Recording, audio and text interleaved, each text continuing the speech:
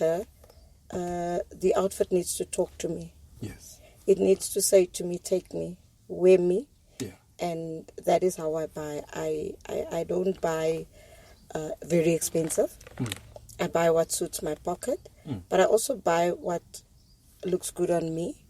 And I don't really buy what everybody else has. I always try to be different. You do? And maybe that is the issue. But I'm very into traditional African wear. Yes. That's the most specific one. Incidentally, it was when I went to the State of the City address.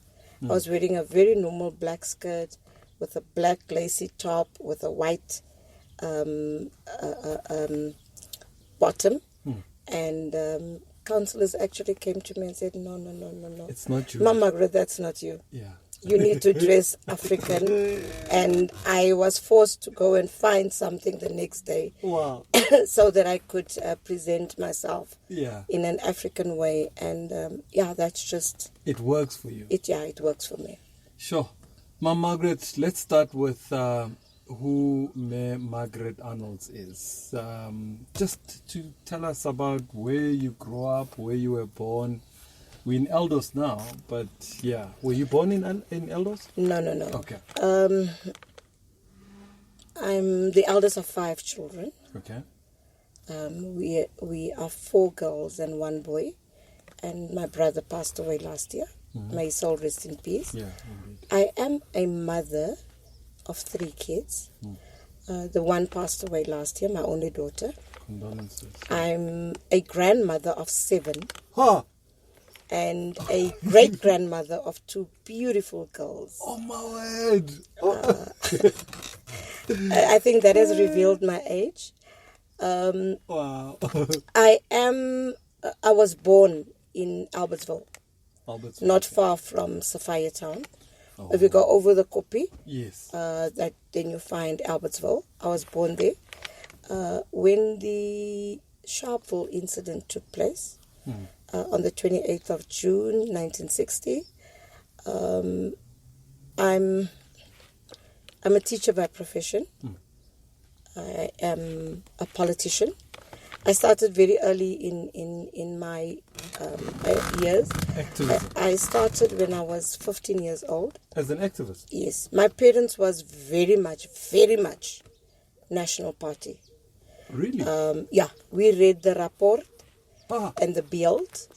We listened to Springbok Radio and to Radio Sonnegrense. Oh my God! I was the only one that spoke English in the house because I grew up with my grandparents. But Afrikaans was the order of the day in the house.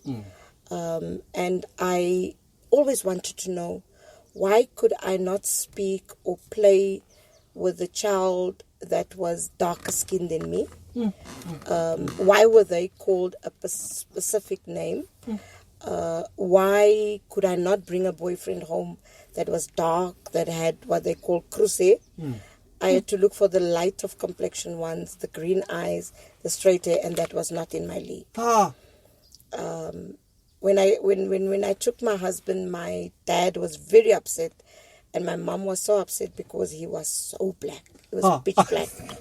And my mom actually said to me, "Shame, my child, you'll have to buy white sheets so that you can see him on the bed." That is how racist my parents were. Oh my word! So in the year 1995, when Mangosuthu Buthelezi came to the amphitheater in Soweto, I was very eager to go there. I went there and I loved his 34-page speech.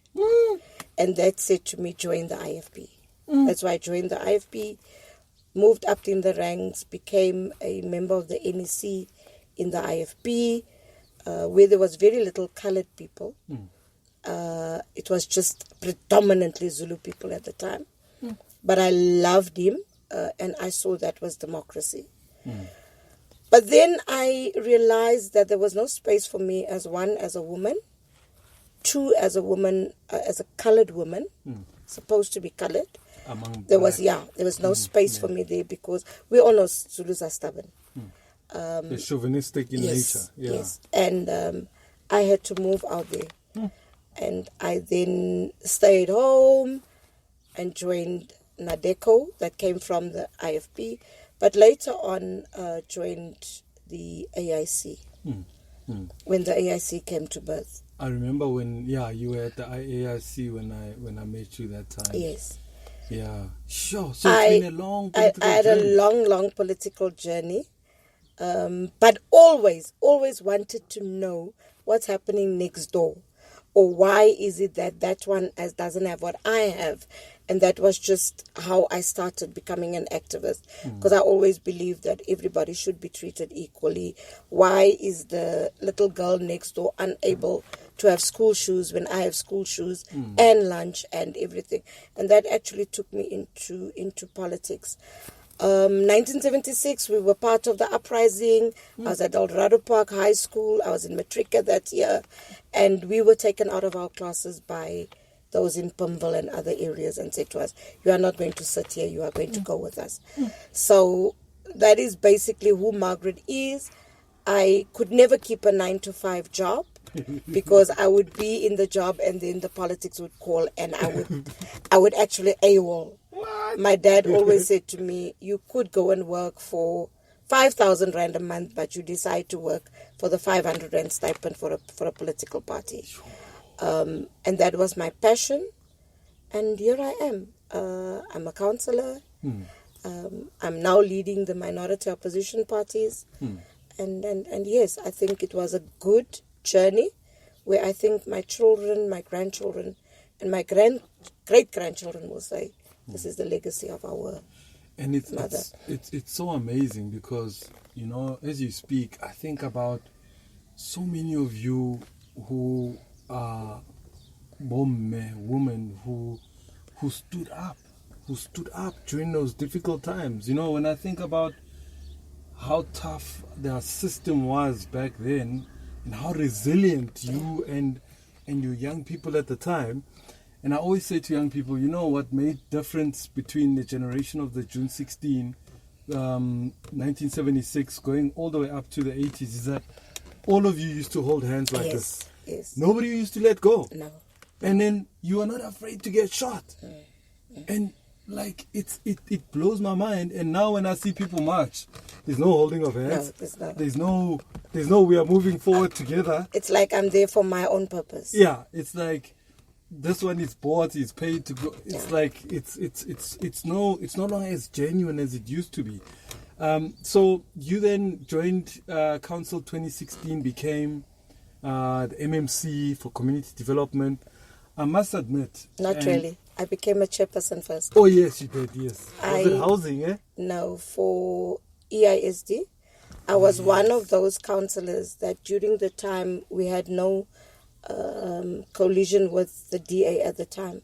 Yes. But I went and I lobbied political parties and I said, give me the chance to become a chairperson. And I was uncontested. I was elected uncontested. I remember, yes. And then I became MMC afterwards. Now, that 2016, a lot happened. Yeah. How was it for you? I mean, you came in, the ANC was out of power, new leadership, Mashaba, you're a chairperson of this administration, to a guy or a person like Herman Mashaba. What was it like? I mean, was it challenging? It was challenging, but it was also nice. I decided when the vacancy came in EISD, we made an agreement with the ANC because remember, my party supports the ANC from national right through. Yes. So when we lost at the City Hall on the day, it was not only the ANC that lost, but we also lost. And it was sad because we lost comrades like Comrade Stompy and all those things that happened there. But nevertheless, when we went into opposition benches, the opportunity arose that I could become a chairperson. I then went to the late Jeff Makobu and I said to him, Comrade Jeff, I'm a new councillor, but I'm also a councillor that loves to temper with myself. If I don't educate myself, no one is going to educate me.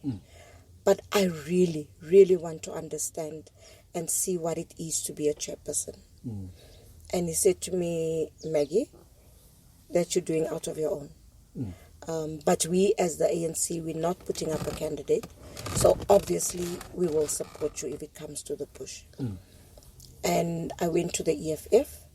I said to the EFF, are you going to put up a candidate? They said no, but you can go for it because we know you. I went to my own party and my party said yes.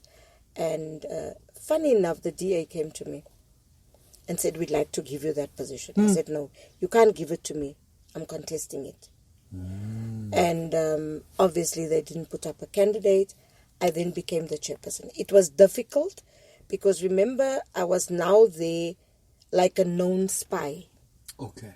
Yes. So we would have our meetings, but things that they wanted to discuss that they didn't want me to know, they would discuss it on their own. And you could see. And I could see, like I could feel there.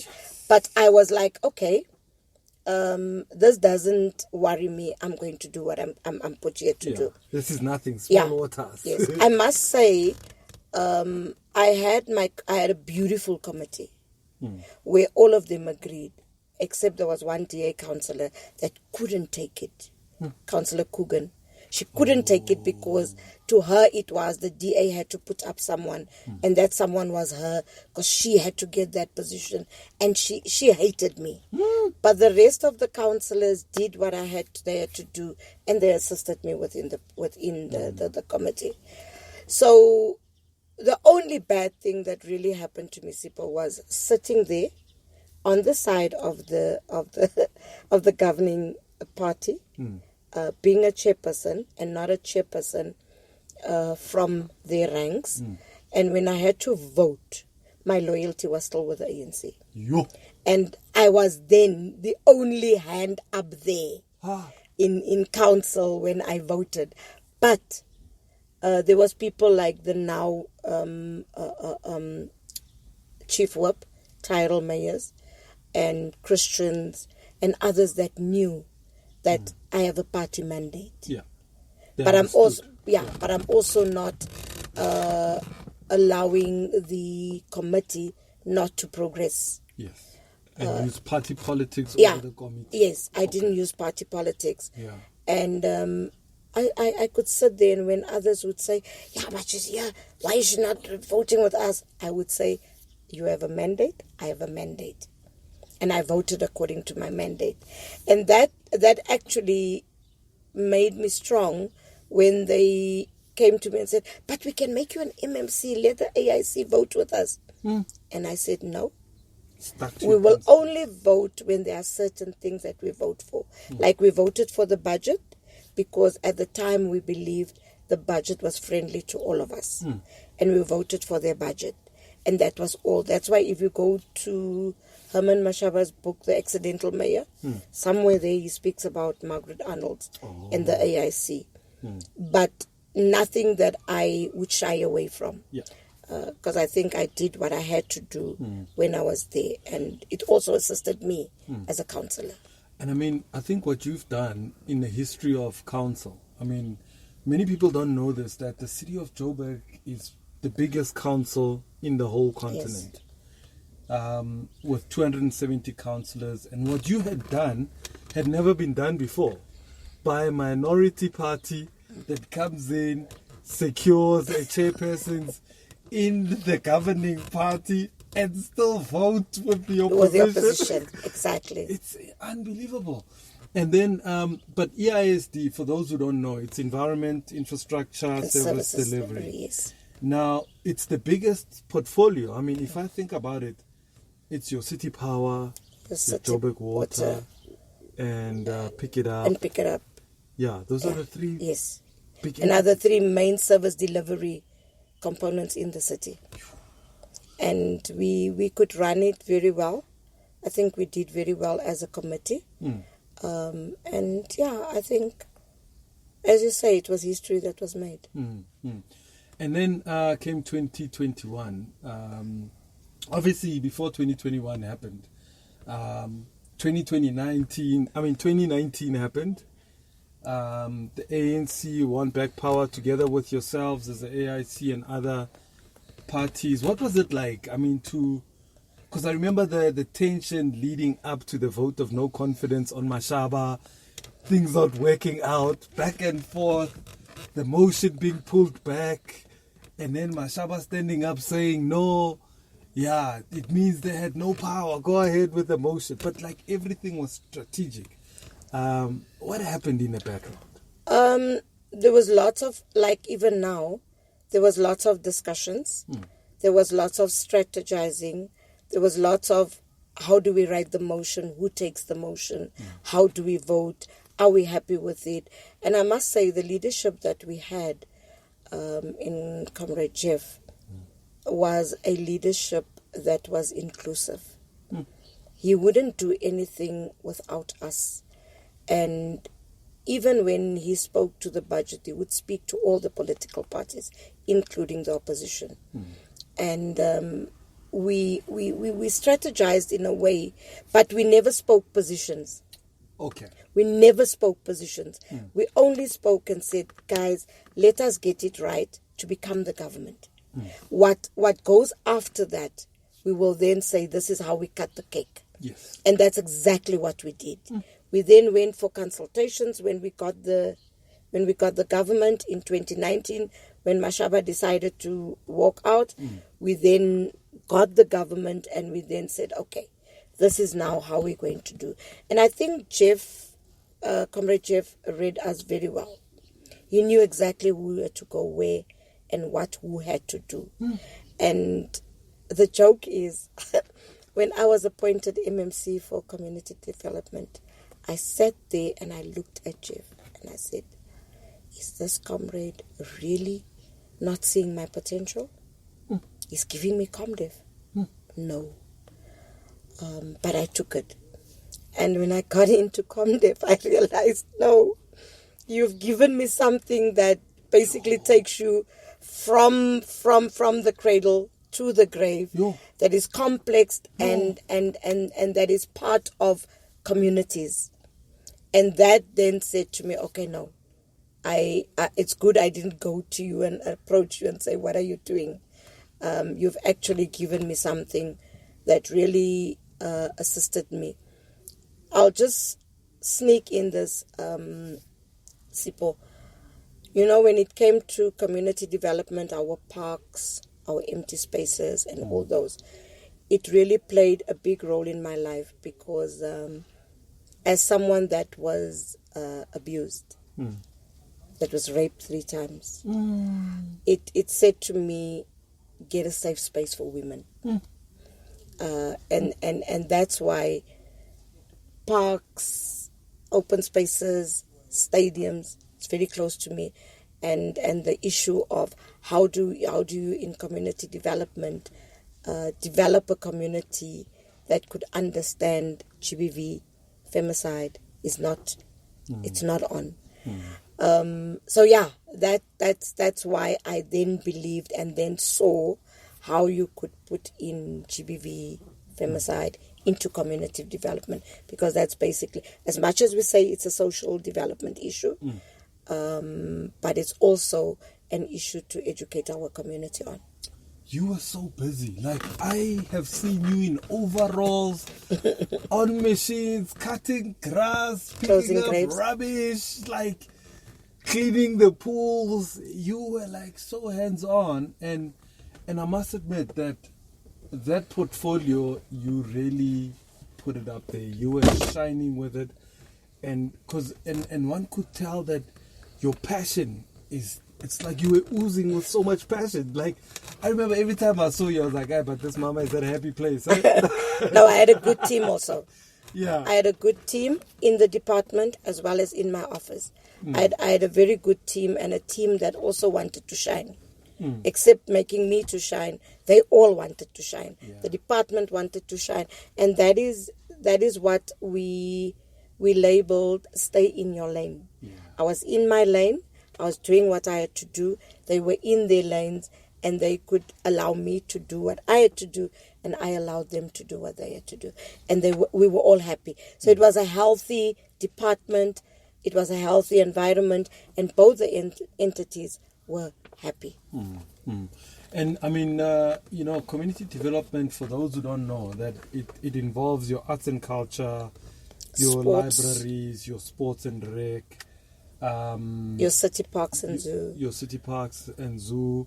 Did we mention theaters? Theaters, also. your graveyards. Your graveyards. I mean, you were responsible for humanity, like general happiness of humans. Your community centers. Yes. Your multi-purpose centers, your swimming pools, Yeah. everything and anything that you could think about was part of community development. And we've just interviewed an artist earlier on, and I said, what's interesting is that, including you were responsible for people's happiness.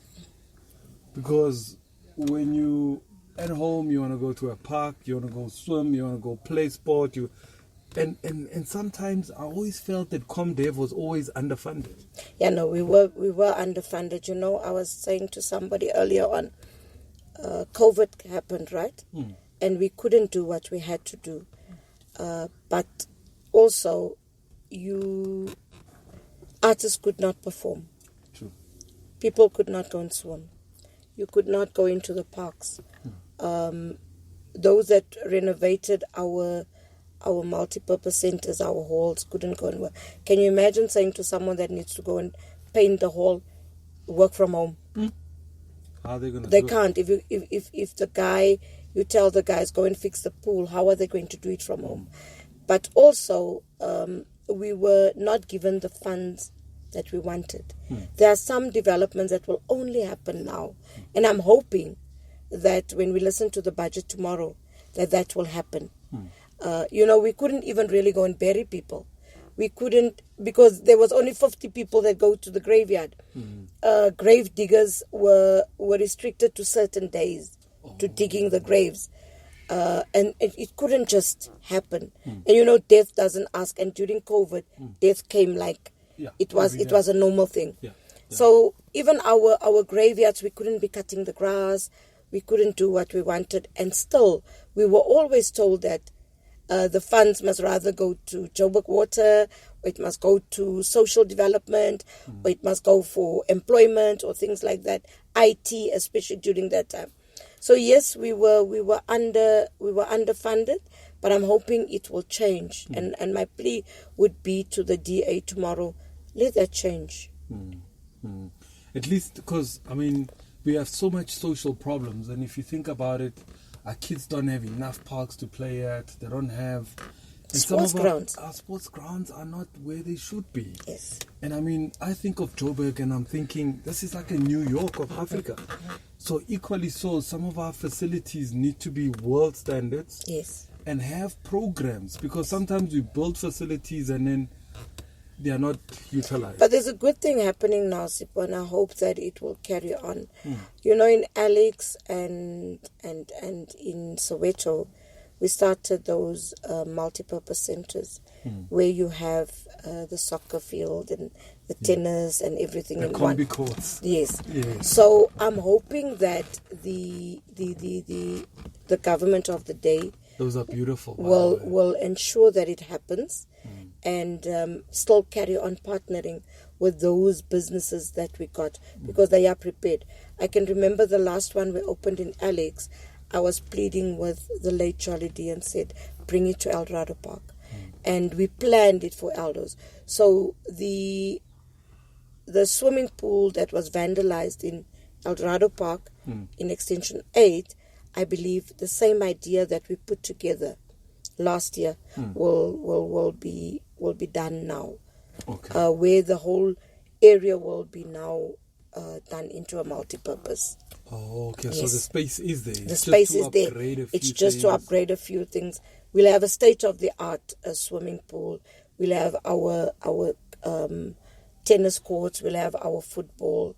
We'll have everything exactly the same way that we have in Alex and in Soweto. What would you say was like the most amazing thing or experience for you being in MMC?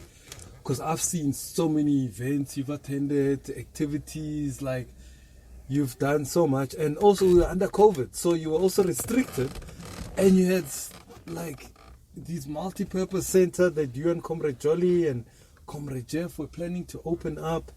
But which one stands out for you? I think what stood out for me was not really, it was opening up these state-of-the-art venues. But what stood out for me was to be able to connect with residents in areas where they never had a decent park. That was, to me, to see a child running and saying, at long last there's a swing for me to swing. At long last there's a marong for me to go on. Yeah. That to me was giving joy to a community. Yeah. Having a swimming pool that was clean where people could go. But there was also the downsides where you go to a park and you pick up a child in a basket, washing basket, being killed. I can never forget picking up Ansia in a basket, going out and picking up a child that got drowned in a manhole, drowned in Orange Farm, and you pick up the child in Sidibeng. And we were reminiscing on Sunday, myself and the older Mpo Moirani, because myself and him, when he was the mayor there, we worked on this thing where we picked up a child that was drowned in a manhole in Orange Farm, and we picked him up in Sidibeng after 4 days. But to me, the highlights were seeing a child smile, seeing a gogo say, "Thank you for cutting the grass here. I can now go in through this park and go and get my pension because now I'm safe. Now everybody can see me." Yes, the state-of-the-art facilities was a good one, but also during COVID, seeing the smile on some of the artists that we went out of our way to give a food parcel to.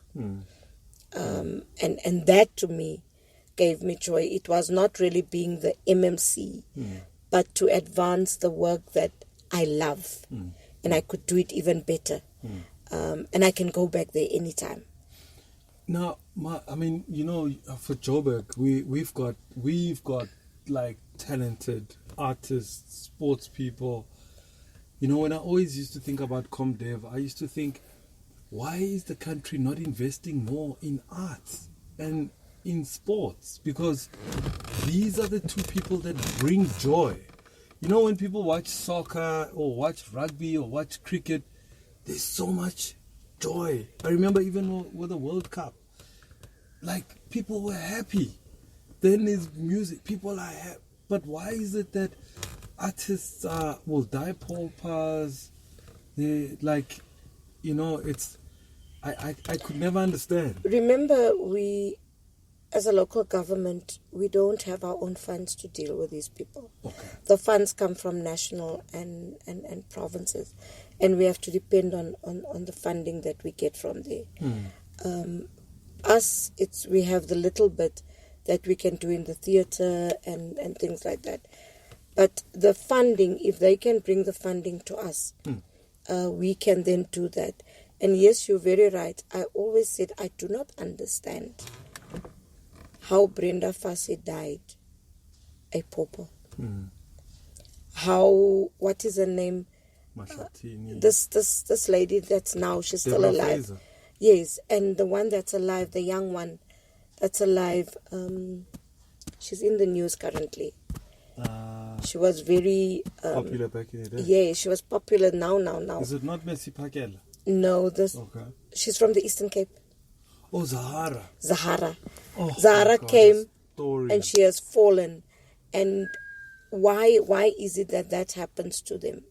Whereas Zahara should have been she should have been great by now. And you look at our soccer stars, and they also die in that way, with having nothing. I mean, Lebu was one of the young up-and-coming singers when I was still young, when Boom Shaka came. Yes. And you'd have thought, by this age that we are now, Lebu would have been But I also blame those managers that they have. If you look at the drugs and the other things, but the funding comes from national and province, and they don't give us enough to look after our artists. Because I always thought, we are too invested as South Africa. We're too invested in infrastructure. Yes. That we don't build people. Then we get surprised that we've built infrastructure and people break the infrastructure. And that's another thing, because you look at who broke the pool in El Dorado Park. It's not Sipho from Alex or whoever from wherever. It's our own people. It's our own people. But then we also buy what they take from the. There's someone in Extension 7 that has built a house with the bricks from the pool. Yes. So imagine I'm coming and I'm breaking the pool and I'm taking all the bricks and I sell it to Sipho, and Sipho builds his house, and Sipho says, no, I need 500 more, and I go and I still do that. So we break our own. Even the copper, the cables. Yes, there are other people, but we also do it. And I mean, here in Eldos, I know a few weeks ago you guys went through a power problem. The power station went off. Vandalism. On Good Friday, yes. Why are we so destructive? To our own things. And then we would say, wow, look at Soweto. They have everything. And we have nothing. But if we take introspection, it's our own children. It's us. Yes, we have this issue of what they say, these guys that are living in Lapland, that's doing that. Yes, they are. But then also our own does it. Our own, they do it. I know, and councillors can tell you, the previous councillors, Councillor Rafferty and Councillor Jaffa can tell you, we've been running around with guys stealing the paving. They steal the paving. Serious. And you go and you have a case made against them. The police station says, but where's it written, City of Johannesburg? We got a guy now recently when we were busy with this cable theft, when we were patrolling. The guy had, you won't believe it, the guy had a nail clipper. You know, the edge of the nail clipper? He was sitting and cutting out the paving. At 2 o'clock in the morning. Cuts out the paving. He says, I'm looking for my 1 rand that fell in there. But when we lifted up, the paving was loose. So he goes right through and takes off the paving. With a nail clipper? Yes, with a nail clipper. What? We found the other one with the, what do you call the screwdriver? The one that's in the front, like a round. Oh, it's like a star screwdriver. Yes, like with a star screwdriver. And they take out the paving. And we buy that paving from them. Yeah. We buy it. Because I will tell you, I've got so much, or I'll take you to my house and say, this is the amount of paving that I need. Ma, when I listen to you, I hear somebody who loves serving, who is committed to this country, and then you've got people who have a negative perception about councillors and say negative things about politicians, painting you with all the same brush. Now, I know you, and I've seen you through the years, how you've just, came into council. I mean, I just sit there and watch, and I just smile and I laugh, and I'm like, so you are absolutely committed to this thing. It's not like somebody who just wants to be a councillor just because of a role, because of a position and status and so on. How do you feel when people say such negative things about councillors? Well, I think I should be feeling the worst because there's a lot of negative things said about myself. Yeah. But I also think that I believe that if you are praised by everybody, then there's something wrong. Okay. You can't be Mother Mary or Sister Teresa to everybody. Yeah. You're human, but also as a leader, you also need to know how to handle it. If I go on every Facebook thing that is said about me, I think I wouldn't have survived. You would have lost your mind. Yes. I mean, recently there was this issue that the chairperson of Comdev said, and she warned the MMC of Comdev that it should not be caught like, it should not allow the officials to not let him spend his budget. And it was said there was 140 million that was not spent, which is true. But if people were looking at the quarter under review, it was when there was COVID. So we couldn't spend that money. We couldn't do anything with the money. But the money is not in Margaret's pocket. It's still there. It's still there. And it could be spent now.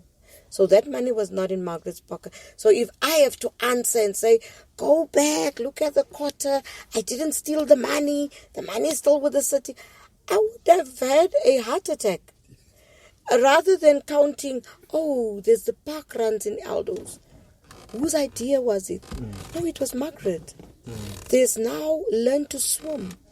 Whose idea was it? It was Margaret. So there are people that's happy. And there are people that's not happy. So you can't expect everybody to be happy with councillors. But also, I think education needs to be given to communities of what councillors are. Civic education. Yes, civic education needs to be given, because we don't sit with the switch of ESCOM underneath our beds. True. We don't sit with a budget in your room. Nobody's given a safe and saying, this is the ward's budget, go and put it in your safe. If they need water, you're going to do that. If they need a street, you're going to pay. No, there's no budget with us, but the budget lies with the city, and the city will give it to you. And if people pass the wrong budget, where you are not going to benefit, then you must also be told why it's happening. Because it's an issue of political parties making up a budget when they're in government, and they share the budget according to where their constituencies are. Yeah. You can't expect the DA to take a budget to the squatter camp or in Slovo. It's not their constituency. Their people are in Sandton. Their people are in Bryanston. Their people are in Randburg. And they will take it there to keep those people happy, so that those people can vote for us. And when we understand that, then we will know. You know, we had a budget where we touched the areas where we are.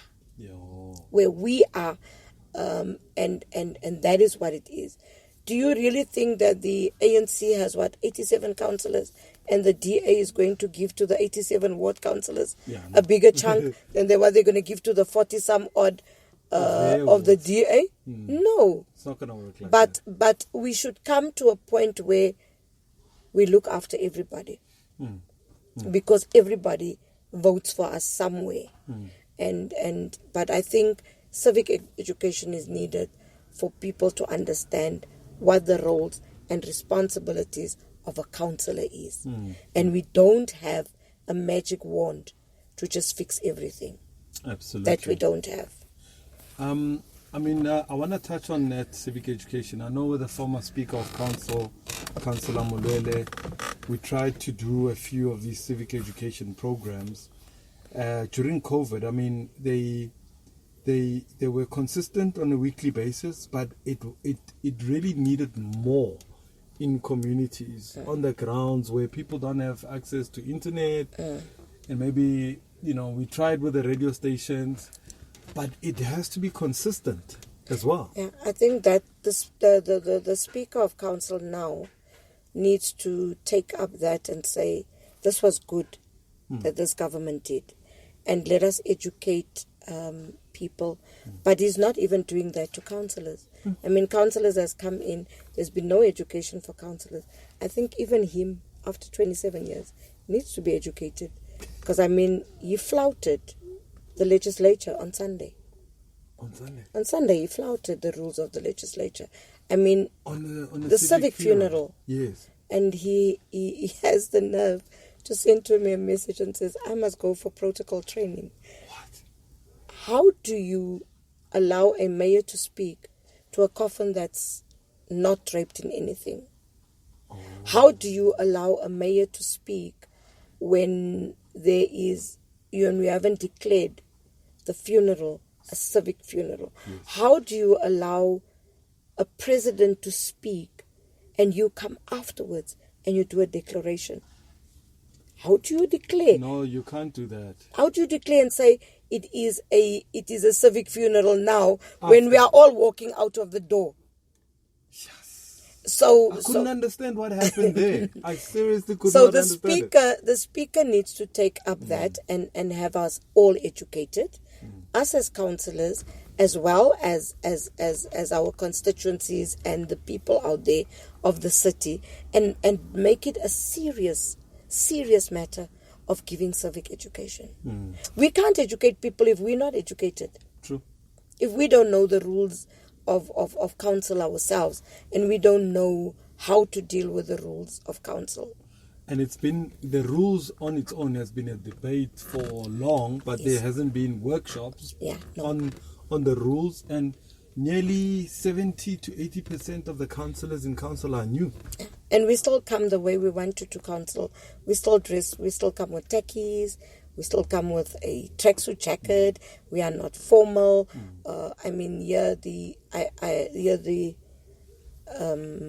What is this? Our red guys still come with their overalls. And we say that we need to be dressed formal as councillors. We suspended the rules in 2016. We are still there, and no one is talking about it. I wanted to ask you about the 3 mayors that you've worked under. I mean, it must have been extremely, unbelievable for you in less than a year to have worked with 3 mayors who have passed on. It's unbelievable. I think when the mayor chief died, it really hit us. And I could not believe how could he die of COVID. Because he was really, that man really followed the rules of COVID. But we also don't know when it is our time. True. And there was a silly joke that I made to him. When I had COVID in December, we had gone to the golf. He had sent me to the golf, and I tested positive. And I didn't know that I was positive on the Friday night. And we went to some Indian event, myself and him and his wife and other people. And the next morning, they called me to say, Councillor Arnolds, you're positive. And I was like, hey, guys, I was with people last night. And I called and I said, Ian, please go and get yourself tested. Go to the golf course. They're testing there, and you get your results. Within 12 hours, I got mine, and he said, oh my Lord, let me rush. And he rushed and he tested, and his results came out, and he said to me, I'm negative. Yeah. It was myself and Jolly D that was then positive. Yes. And June 16, we were together. Yeah. In Soweto. I was with you guys. Yes. Yeah. And we were very close that day as well, because we were standing together. I was the MC of the event. I remember, yeah. And he called me. He used to call me Maggie. He said, Maggie, go and test yourself. I said, why? He says, hey, I've got COVID. I said, I'm not going to test. Wait, he had COVID on June 16? He tested positive after June 16. Yes, oh yes, I remember, yeah. Because after that June 16 event, he went to Sandton. Yes, and he tested positive after June 16. Yes. And the last I was with him was on June 16. I can't just remember which day he tested. But then he called me and said, you must go and test. And I said to him, I'm not going to test. When you didn't want to take my COVID, I'm not taking your COVID. Yeah. But I went to test and I came out negative. And just to hear that, he came out, he went in again and he died, that was heavy. It was heartbreaking. As much as I said in the beginning, I didn't have the confidence when he put me into ComDev. I then also, when he sent out a memo, just at the end of December, he sent out a memo and said, Council MMC Arnolds, you need to act as mayor. Oh yes. I was like, no. I was sweating. I was really sweating that I said, no. What is he doing? Is he putting me up for failure? No. Jeff has something against me. I'm going to fail. And everybody said, calm down. Sit down, MMC. Calm down. I sat down. Called Justice. I said, Justice, what are you guys doing in that office? Justice says, no. The mayor said so, and there's nothing that we can do. So I'm now MMC just for about 2 weeks. Yeah. I'm still settling into my MMC position. And then after an hour comes another letter. And I'm saying, hey, please, can this be the cancellation letter? There comes another letter. And the letter says, the Ethiopian Prime Minister is coming to South Africa. Can you please host them? No. I'm in tears. I can't believe that. A prime minister coming. And I'm like, no, I can't. And I call back again. And I'm saying, Justice, seriously, what are you doing? You guys are going to your conference, to your January 8th, and I must now do this. No. Please, can't one of your MMCs stay?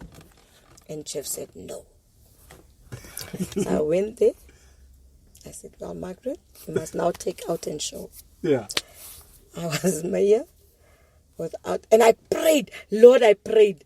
I said, nothing must happen in the city. Nothing. No disaster. No nothing. Please, let there be no disaster. Nothing. And God answered me. What? I went to the Ethiopians. I hosted them. Then came the mayor of George. I hosted them. All in one night. I hosted them. And then what Jeff did afterwards, like whenever he doesn't want something, he'd say, who's going to act? And they say, no, Margaret can act. I think I acted for about 5 times. To a point where it almost seemed to the ANC colleagues, he's like pulling me. And he gave them all a chance, because even Jolly said one day to me, you were the first acting mayor. You were the first now one. Well, COVID stopped me from going overseas. You were the first one to be going overseas. You were the first one to host prime ministers.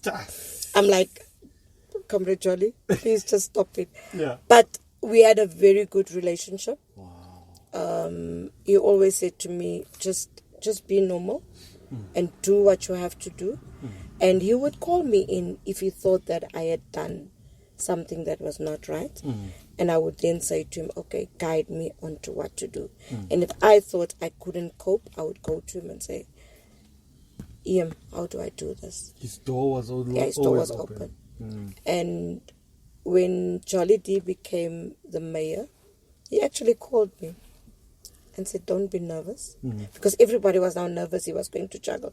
He called me and said, are you not nervous? I said, no. He says, yeah, don't be nervous. He says, don't be nervous. You will be coming back. And I was like, okay, thank you. And we then also got this bond where we became quite not friends, but we had a good working relationship. Because he also had this, that I could speak to him, even if he wanted to do changes in my departments, even when we went to deal with the boards and all that, we could discuss and we could understand each other. Mpho, this one is bad. Mpho was like a darling to you, this one is bad. I met Mpho through Paul Mashatile. I occupied the position of the Treasurer General of my party. And I then went to Paul to mentor me as a treasurer. because I didn't have contacts, I didn't have people that I could fundraise from. And I went to Paul, and Paul introduced me to Paul and said, this is your go-to man if you want to organize events, if you want to do fundraisers, this is your go-to man. Because he was connected. Yes. Yeah. He was working in Paul's office at that time. He was the advisor. So we became friends there. And it then became like we knew each other. The day when Paul walked in to the minority caucus during Jeff's time, when he became MMC, everybody was like, and then what's going on between the two of you? How do you know each other? Because nobody knows this man. Yeah, like, who is he? I was like, no, this is my friend. Jeff was also like shocked. I said, no, this is my friend. And Paul was like, my Margaret is mine. You know? Oh, and that... Yeah, so that smile of his. Yes. And those dimples of his charming and looks. He was there for me when I needed someone to talk to mentor me, as young as he was, to mentor me in being a treasurer, how I could, speak to business people. And I thank God for that. But also, during my time now, when I went through the death of my daughter, he was there. We could talk, not only a material, but, he was there for me to talk to. I could vent. I could pick up the phone when I was going through all this, and I'd say, Paul, I can't take it, I can't sleep. And he would listen. And he'd say, I'm not sleeping either. I know there was one night when we were crunching numbers for the caucus, and he'd said to me, I'm leaving the bedroom now, I'm going to sit in the lounge. I've just got some coffee. I said, okay, I'm also moving, because my great-granddaughter stays with me. I said, she's sleeping. I'm also moving to the lounge. And we started crunching the numbers. It was like we were in the same space. Wow. And we were crunching numbers. And he said, man, if we don't win tomorrow, let's just have patience. We've done this, we've done that, we've done that. Don't be excited. Don't run to this one. Don't show them we are desperate. We're not desperate. We'll sit in the opposition. It will give you time to be more active. And that is where the activeness in council came out now. Also because of Mpo that said, now you can raise your issues, sharply. And that is what you've been doing. That is what I've learned from him, as young as he is.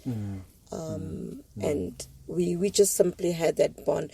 We were not on top of each other every day, but I knew, and he knew that if he wanted to ask me something and we need to talk to about it, he did, I did, and I think I'm broken. It's like I've lost a son, a brother, a colleague, a mentor.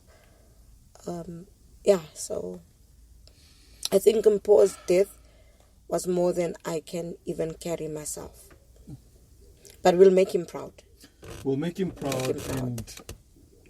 And I'm just reflecting on some of the memories I've had with him.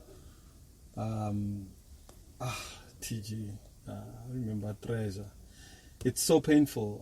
It's surreal, but I guess, they came into our lives for a reason. And I think, I remember how Comrade Jolie and Comrade Jeff, they mentored me in their own little ways, and it's just like, it's unbelievable. But I guess we must be strong and carry on. I know. And so what's next for you, Ma? The region is going to have its own Congress this weekend, the ANC. Things have to change. Things have to move. There's a budget tomorrow. I just hope that the ANC comes out stronger at the region. I'm really, truly, and I've said this to them, I'm praying for true unity within the ANC. Some people sometimes say they think I'm ANC. I'm not. But I believe that if there's no unity with them, then we all fall apart. So there needs to be true unity.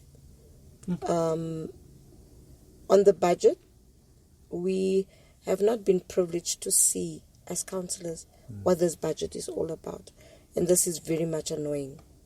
because I believe that we normally would sit down and say, party by party, this is the budget, what do you think? Are we reflecting where you are? Are we not? What can we do? How can we do? And, especially when you want to pass a budget. But I think they're arrogant enough because they think they have the numbers and they are going to pass the budget. But we will also stand up and voice our side. It's not about them winning. Even if they do get the budget passed, it's also about the people out there making a decision and listening to what the budget is about. If the budget doesn't speak to the people in Aldos, if it doesn't speak to the people in Soweto, if it doesn't speak to the people in Orange Farm, those people are going to listen. So we'll see what the budget has tomorrow, and we will then decide what we are going to do and how we are going to deal with the budget. But for me, the way forward is building the minority opposition parties. We are called the minority opposition parties because we're not part of government. Yes. And we have decided this so that we could give that one-man party a voice. I think you've also seen, Sipho, that the PAC talks, whereas the PAC, where the smaller parties could not really participate as well as they do now. The PAC is talking, the AHC is talking, the APC is talking, Good is talking. And this is the reason why we came together, because now we are 10 members together. And we are saying, you represent all of us. So when Good Party stands up and say, I rise on behalf of Good and the minority oppositions, you must know we've caucused. And that is our way. When I get up there as the chairperson of the minority opposition, I get up there because we have caucused and I have a mandate from all of them. So that is what we thought would be, so that everybody has a voice. In the past, everybody didn't have a voice. So now all of us have a voice in there. And I think we are frustrating them. We are irritating them. We work on their nerves. And I don't know, they don't know how to shut us. But we are, and we are also active with all issues of council, like the 130. Yes. We active, like the Sabia case. We active. We are the people that really brought the Sabia case to the fore. Is he fired? Well, we believe that he's regained everything, but we also know that the public protector has made a case against him. Oh. In the city's issues or the national issues? In the city's issues. Oh. And the really? SSA is also making a case against him. Yeah, but Sibia lived like a king, though. Yes. That guy, him and the city manager were the only officials who had like bodyguards, security. He lived like a king. When I was MMC, I was the only MMC that drove in Sabia's car. And can I tell you something? I was so secured, ne? I could have driven that car on my own. And if people shot at me or anything, they would have done nothing to me. What? That car is so much bulletproof. Sibia's car? Yo. It is so much bulletproof. More than anybody else's car in the city. Not even the mayor's. Not even the mayor's is as secured as that car. I drove in that car for 2 weeks. I drove in that car for 2 weeks. So it's a normal looking BMW? It's a normal looking BMW. It's HW. It's not a JD.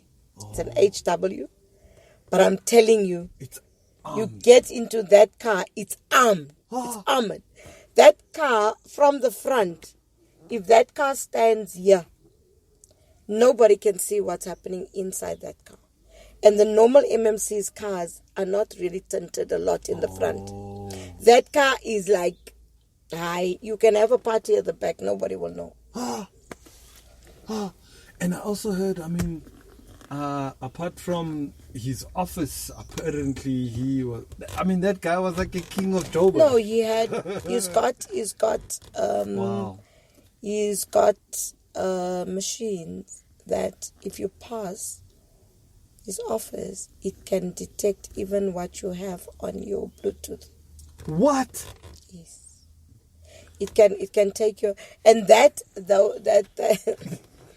that stuff is only the SSA can say yes, you can have it. Not even our government or national has that. I don't know how you got away with it. Like, got away with it with Mashaba's time. Oh yes, yeah. Weren't they like related or like married into the same? No, they were very. I'm not sure about that, but remember, if you go back into the archives of the city, you will see that some of us said to Mashaba, you need to take Sabia's job, and Sabia needs to become the mayor. Oh yes, yeah. Because everything that you did, you were sent to Sabia. Everything went to Jesus. He knew everything about everyone. Yes. He still does. At some time, we were all taken to Jesus. You would just say, hey. You would say, this one needs to go to Jesus. So he made corruption busting seem like, and then he gave the guy power, ultimate power, thinking he's fighting corruption, but this guy is just amassing his own protection. Yes. And earning big, like he had like an unfunded mandate, didn't he? Yes. No one knew what his budget was. No one knew what his budget was. And even the current mayor is assisting him to do what he's doing. I believe he's dating the mayor. Well, these are news that are out there. No, he gave her security while she was no longer MMC. Oh, he gave her security. Yes. I hear. Like, I'm an MMC, I now have to get into an Uber, or I must wait for the guy with my car to come and pick me up. No, she had no such. She was still driven like an MMC with a car in front and a car at the back. What? My goodness. And then here they have the nerves to talk about corruption. Exactly. And spending money recklessly. Exactly. But they did it within. Sure, And here they are still, they are fired, or they have terminated the 130.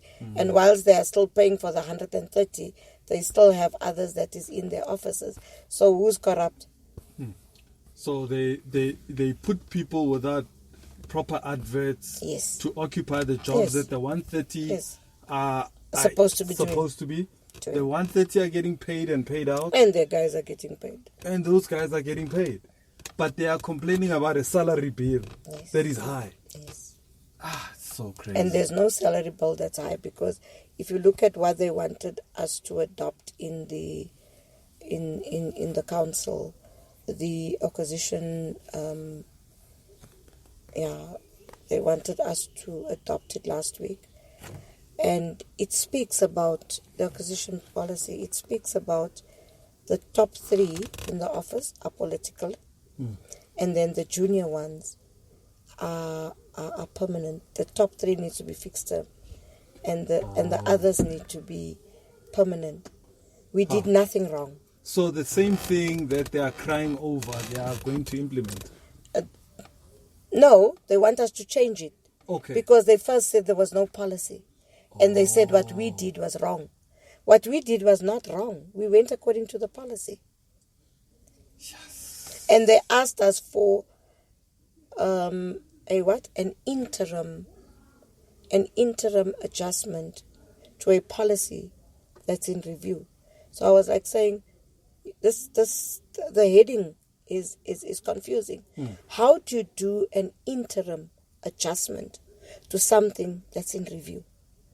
Shouldn't the review happen and then you don't have to do any changes? So now you're going to make a change, and then if the review doesn't say the same, then change it.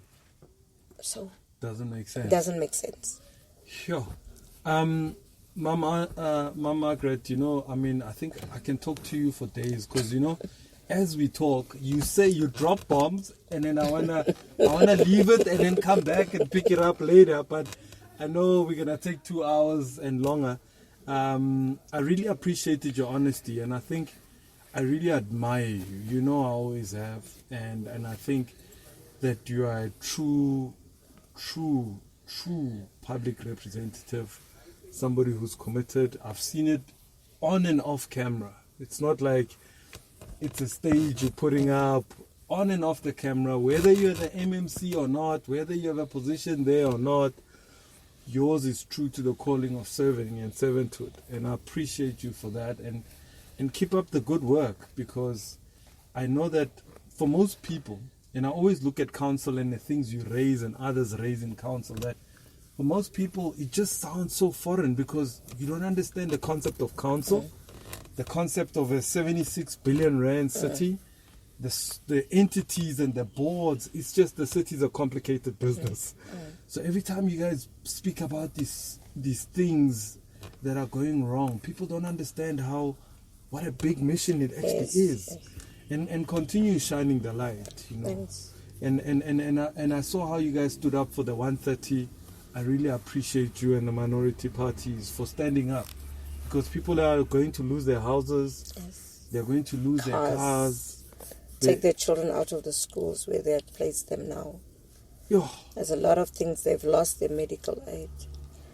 But pension fund, everything. It's like you're starting all over. But you see, for me, it's about the reality. I always said I'll never move from where I am, out of Elders. I'll live here until I die. For me, it's all about the reality and dealing with the reality. I found it difficult when my staff in my office used to write speeches for me with words that the ordinary person on the ground does not resonate with. I want to always speak so that my constituency understands me. And who's my constituency? Is the people in Elders, people in Slovo, the people in Freedom Park, where I go and I search for a child, where I go and speak to a child that's on drugs, where I do those things. Those are the people that I need to impress. I don't need to impress the Patrice Matsepis. I don't need to impress those people up there. I need to impress these people down here, and these are the people that will vote for me. And that is to me. And if I can save a child in Elders, if I can find a missing child that went missing from here and stop a bus that's on its way to Durban, where there's a child in that bus, and drive as far as Pietermaritzburg to go and get that child, that gives me joy. That gives me joy to find a missing child. What gives me joy is if I can pull Elders right. My kids grow up here. I have a granddaughter that's 19 years old now, that went on drugs when she was 14 years old, that became HIV positive because of the drugs and of the date raping. That is what I am here for. I need to go to someone and give them a positive story of what has happened. I can't go and speak to a woman that's being abused, to someone that was raped and said, "Oh, my darling, I understand what you feel." I don't. But being a victim of all these things is what has driven me further and said to me, if I can become, and I have become who I am. I've been a chairperson, I've been a councillor, I've been an MMC. I want to go further. Why does it stop the little girl that was raped by her dad or raped by whoever? It doesn't stop her. It doesn't make her to be this useless person. Because remember, they tell you, you're filthy, you're useless, you're called to be raped. How do you rape a woman that's walking with her 2 kids from point A to point B to get home, and you call her, she's the filth, she's the scum of the earth? She's not. She was taking care of her kids. At that time, all I could do was to say, you can do whatever you want to me, but please don't do anything to my kids. And I had to get up and go back to work tomorrow morning and go and work for my kids. So that is to me, Sipho, that is to me what an activist should be, what a politician should be all about. You should be able to resonate with the people where you live. You should be able to say, I know. From living in a shack, from putting buckets, and from knowing that if it has rained tonight, we must take all the bedding out tomorrow and hang it up. I've been there. I've been there. So I don't need to have a double story. I just need to have a home. I just need to eat. I just need to dress. I just need to be me and not be abused by anybody. That's all I need, and that is what I want for everybody in Eldorado Park and elsewhere in the city of Johannesburg. That's powerful. Powerful. You just want the simple things.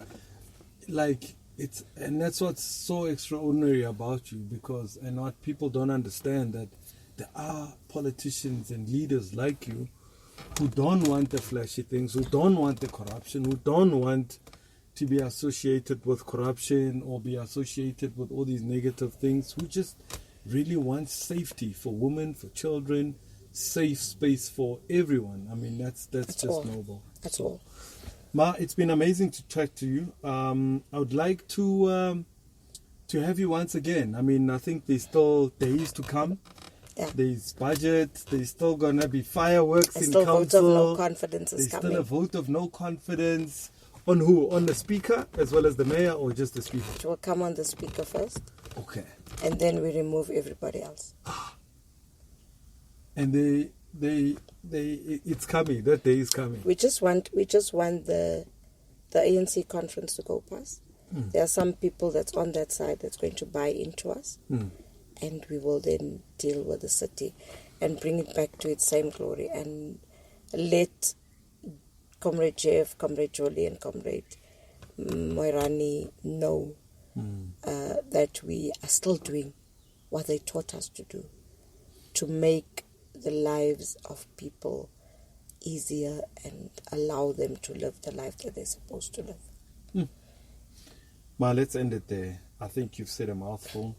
It's been an amazing, amazing discussion with our first politician on the show, our first councillor on the show, former MMC, former chairperson of EISD, Margaret Arnolds.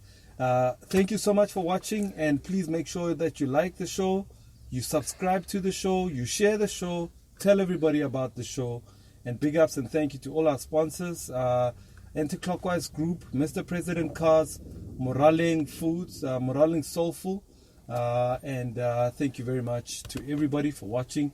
Big ups to you, Seed. Good job.